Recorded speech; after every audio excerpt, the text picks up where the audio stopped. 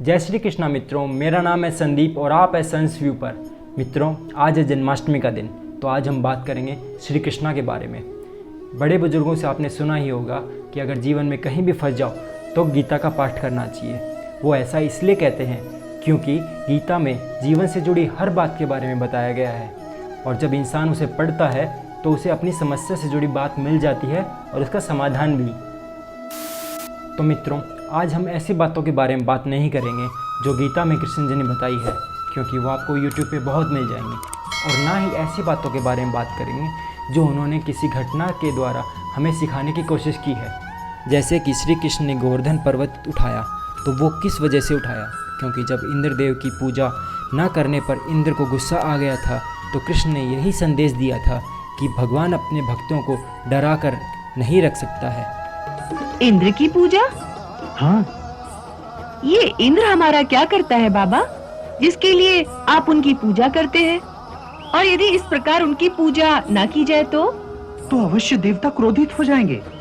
क्रोध में आकर क्या करेंगे? बादलों का राजा इंद्र क्रोध में आ गया तो उसकी आज्ञा से ये सब सुंदर श्यामल बादल आकाश छोड़कर चले जाएंगे।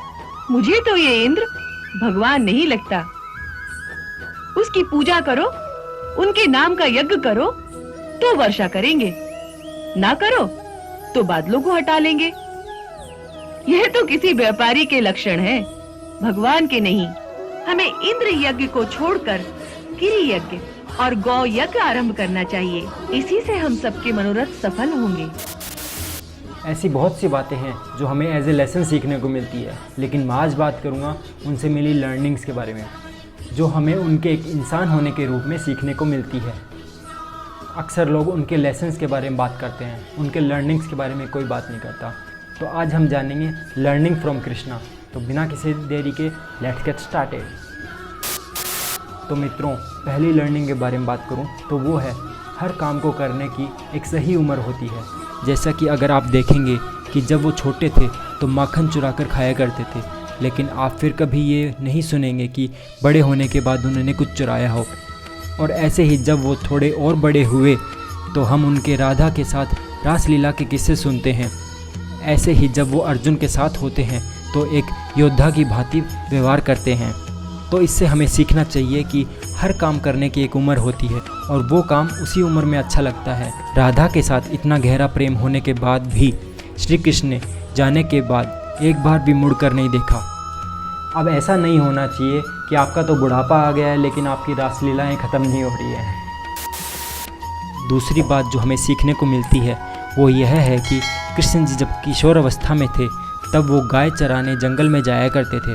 उस वक्त उनके दोस्त खेल खेलते थे, लेकिन कृष्ण जी उस वक्त बांसुरी बजाया करते थे। इससे हमें सीखने को मिलता है कि हमें खाली समय में कुछ सीखने में लगाना चाहिए, ना कि ऐसे ही व्यर्थ बर्बाद करना चाहिए। और इसी के साथ हमें सीखने को मिलता है जो हमें काम अच्छा लगता है वो हमें करते रहना चाहिए।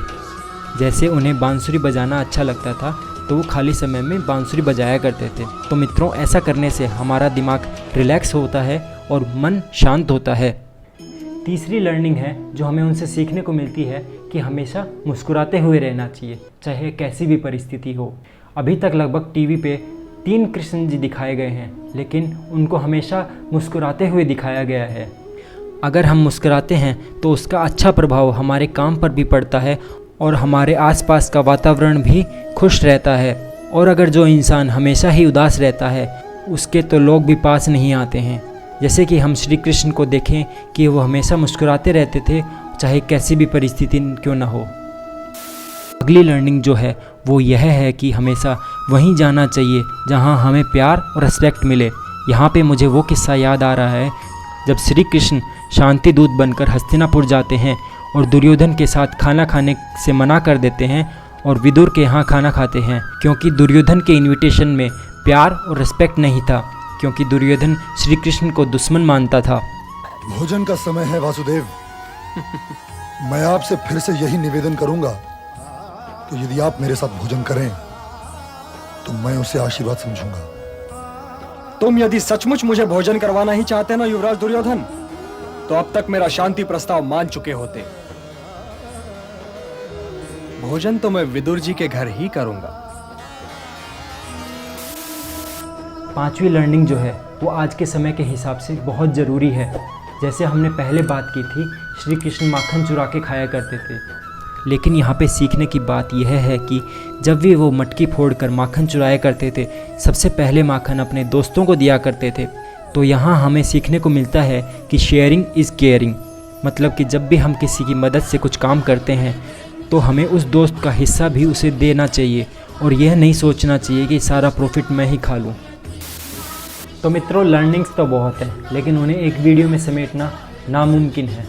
तो फिर कभी फ्यूचर में मौका मिला तो मैं इस बारे में और बात करना चाहूँगा आपसे। अभी के लिए कहता हूँ अलविदा और जय श्री कृष्णा।